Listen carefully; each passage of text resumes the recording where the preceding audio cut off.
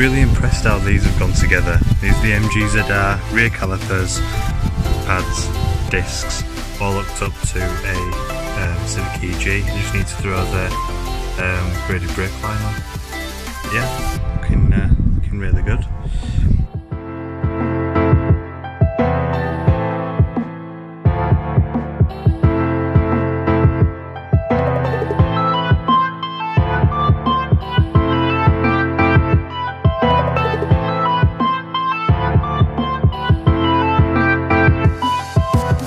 That's the front's almost done, almost everything off. I just need to get the brake line off.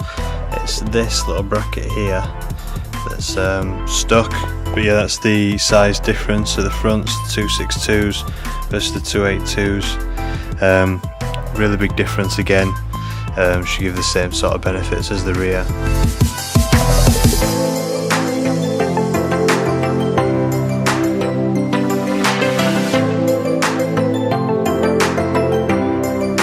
So as you can see, this is a fresh brake line. It's being put through there. The new braided flexi going to the caliper, and the new disc and pad setup. A bit mucky, needs a bit of a clean. Yeah, we've obviously been handling it with all mucky, greasy hands. The caliper's nice and free though. Freed it all off, greased it all up. Should be good. I'm gonna test fit the wheel, because believe it or not, I've not actually test fitted the wheel over these particular calipers yet, which might turn out to be problematic. Shut up, dog. Alright, darling.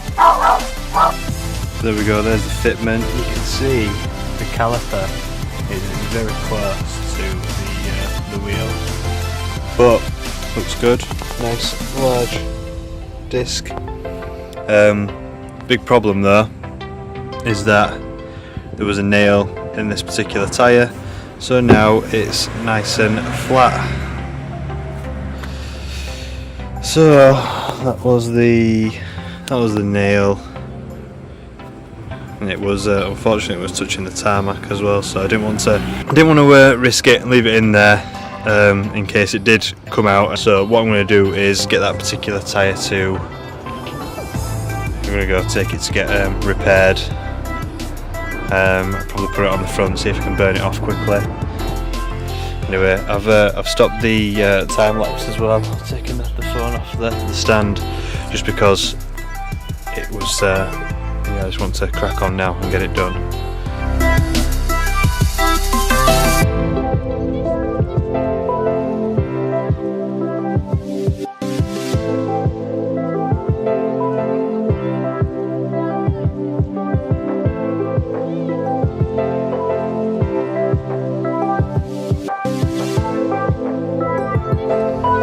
So I've been grafting those 4 bolts that you can see, and the closest one to you marked in yellow, the tip on the thread.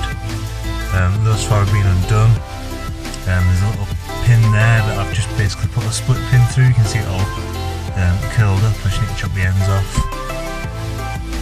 But yeah, that's the back of the brake servo. I've replaced that, put the new one on. And yeah, a bit of a nightmare to get to, but as you can see, I'm quite comfortable at the moment.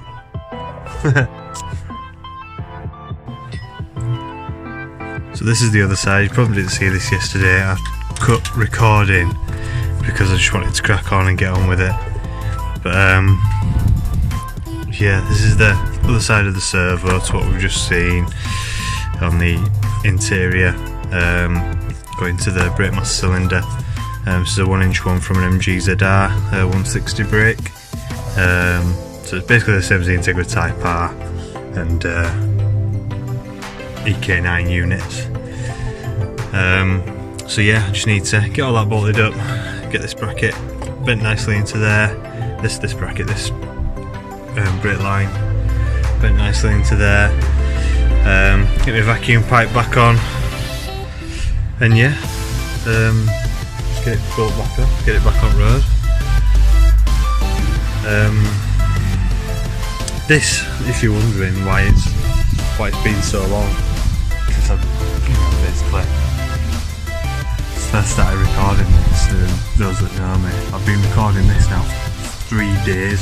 First day started raining, couldn't carry on obviously, and I've literally just finished doing like the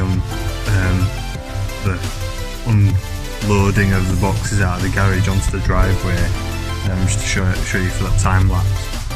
Second day, grafted all day long, ran into a few kinks. Third day, we're just finishing up now, doing a few bits, bleeding brakes, getting that master cylinder on, that sort of stuff. So hopefully a couple of hours will be done. I'll have it running again for Monday. Bit of progress. Got the brake master cylinder support, if you like, on there to stop bulkhead flex. But yeah, that brake stopper, as it's labelled, should help with pedal feel. We've got it all bolted up. The vacuum line's plugged in, but a bit of development over here. I had to take the top of the intake manifold off, simply because we keep breaking brake lines, so we needed to get access to the propulsion valve. As you can see, there's a new one there which has been put on to go to the near side front under there. We're having to do another one as well for the offside front. While we've got it off, I'm going to see if we can get into that rear engine mount just there. Whip that off. I'm going to fit, because that one's a bit knackered, fit this new one, which is a innovative mounts. Innovative mounts. Engine mount, just trying to get focus, full focus, there we go. But yeah, so that's an innovative mounts engine mount for the rear for the H22 EG DC2 chassis. Yeah, slap that on, hopefully. If it does go straight on, obviously it's designed for this particular application, so should go straight on, and then I might not have as much of that. That's my fan belt getting eaten away by the headlight, which I've already tried to push away as far as I can from the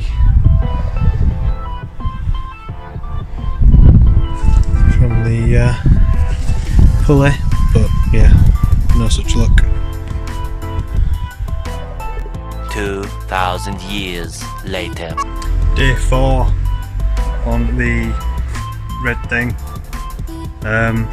Yeah, intake's on, master cylinder's on, all the brakes are now done apart from this back one, which the calipers, the handbrake mechanism basically on this caliper doesn't work, which is awesome. But we've got a spare one, a new refurbished shiny one, so that'll be good. Alternator started going funny, so slapped an alternator on it. Wasn't charging at the full voltage it should have been, but now that it is charging at the full voltage it should have been, unlike the old alternator, the new one's bringing the battery warning light on, so who knows. So we think it's either going to be electronic load detector, ELD, or some wiring issue. Yeah, I crack on, get this rear caliper done. On a side note, I'd also like to thank Carl, who managed to get this tyre sorted out for us. Basically, I don't know if you can see it, whatever it is, but basically he's put a plug on it for us. So yeah, this particular tyre now is awesome, good to go. So yeah, I'm very happy. Didn't cost me anything. The repair that he put on it costs normally, get full focus, there we go, costs normally about a tenner. Some garages do it for a little bit less, but yeah, the repair is done on it.